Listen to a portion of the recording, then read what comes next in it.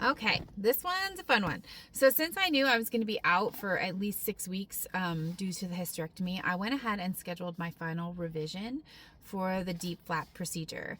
Now, remember, I had originally had the mastectomy, the single mastectomy with the tissue moved from my lower stomach up to make a new breast mound. I lived with that for a while, with this one being still like the natural breast that had nursed 5 children. Then I went in for the second revision, which kind of cleaned this up a little bit and lifted this one. So during that one, when they lifted it, the nipple area, or the areola here, was left kind of like a cat eye instead of a circular area, and I just didn't really like that.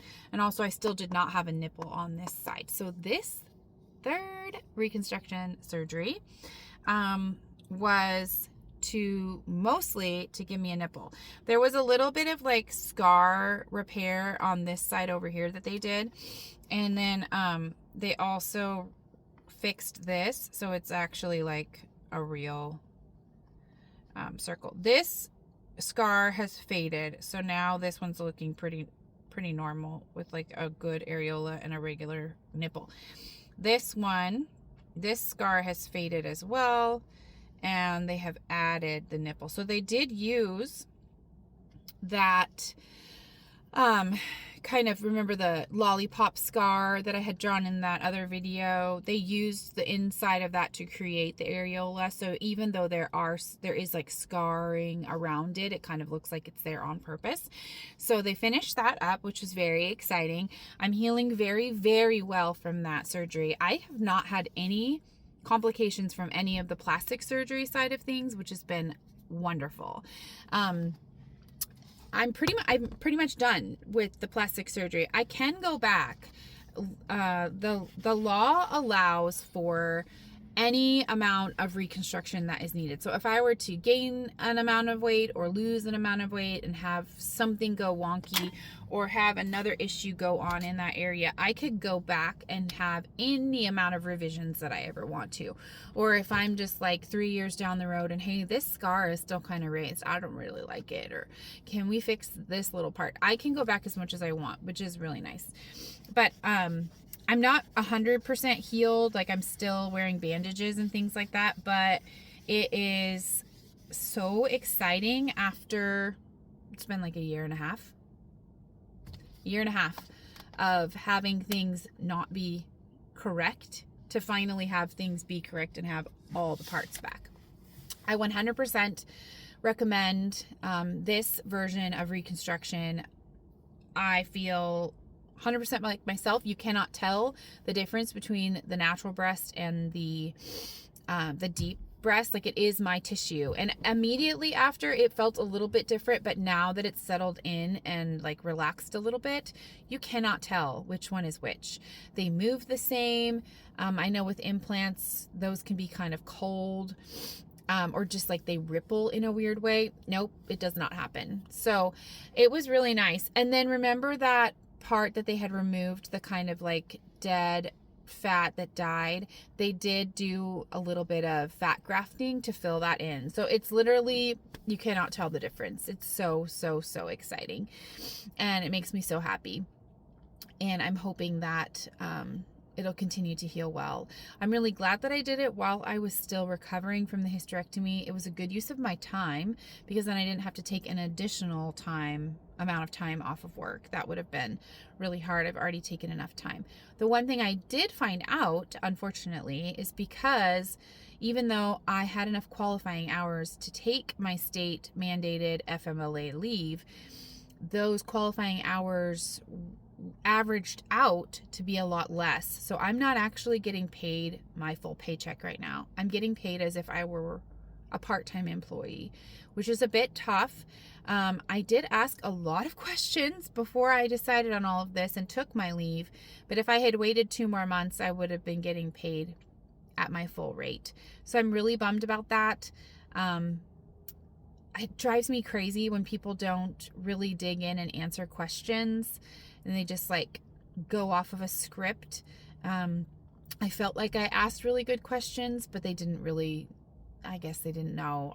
I don't know. But it's been a little bit frustrating to suddenly have my income cut so drastically. But I mean, it is what it is. I'm stuck in it and I'm making it work. It was good to have that other surgery so close, just because around that 3.5-4 week mark from the hysterectomy, I was starting to feel like I wanted to get up and move around. And I know myself, and I knew that I was going to feel that way. So I did intentionally put that other surgery there so that it would kind of force me to keep myself in bed for another week. It was a little bit rough because my daughter wound up having her graduation ceremony 2 days after that surgery.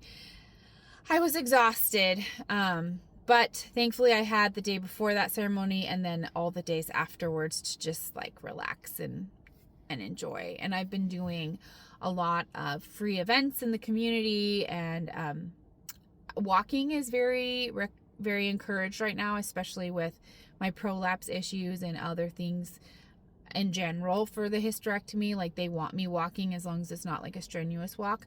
So all the free festivals and car shows and everything, like, it's getting the kids out of the house and it's getting me out in the fresh air and walking. And of course, it's always nice to get a little treat when you're out at one of those. Makes it easier to walk back, right? But yes, I'm so excited to be done. Check mark. All of that is done with the deep flap reconstruction. My plastic surgeon tried to explain to me that it was going to be a long process, and I did not fully understand. I did not fully understand. I was like, oh, I'll just heal pretty quick and we'll do this and then we'll do that. But I'm sure most of them are this way, and the good ones are going to be that way. They can just rush you through it, but if you have some kind of complication, then they're going to have to go through all those layers that have already healed up to get to the complication. So my plastic surgeon prefers to take as long as possible, as long as you can stand to wait in between the phases, because he wants that phase to be 1000% healed up and no chance of any problems before moving on to the next phase, which is very difficult to do emotionally, but I do think it is the practical thing and it is the best option, because then you, like I said, are not digging back through all those layers where you're like seeing the light at the end of the tunnel and then you have to undo it all. That's just going to make healing so much longer. And yeah, it's just much better this way, to take it slow. And it's like the tortoise and the hare, right? Like, the tortoise wound up winning because he took his time and didn't rush it and, overdo it. So if you are considering a deep flap for that kind of scenario, I'm obviously happy to answer any additional questions. There are some great Facebook support groups as well. They have them for all the different types of cancer, so you can find your specific type of cancer that you're dealing with, and then you can also join a deep flap group to see what kind of things you might need to do to get ready for it, or get around certain issues, or solve certain problems. Obviously, you always want to talk to a medical professional, but sometimes it's 2 a.m. and nobody's open, and you just need to know, can this wait until Monday, or do I need to go to the ER? Or like, what did your doctor tell you? Or in my case, the hysterectomy group has been amazing, because I can be like, this is what happened at my last appointment. Am I overreacting, or is she being ridiculous? And that's where I found out I should definitely get that second opinion. So there are support groups for every single facet of it. They're amazing. It's great to be, near people that are going through what you're going through. And they're very honest, and they can answer any additional questions. And most people are happy to share photos and things like that in there. So yeah, if you're curious about that and you're having to walk through some of this, I would definitely jump on one of the larger support groups. I wouldn't go with a small one, because you're probably going to get like a skewed view of everything, but go with one of the bigger ones, because it's super helpful for sure.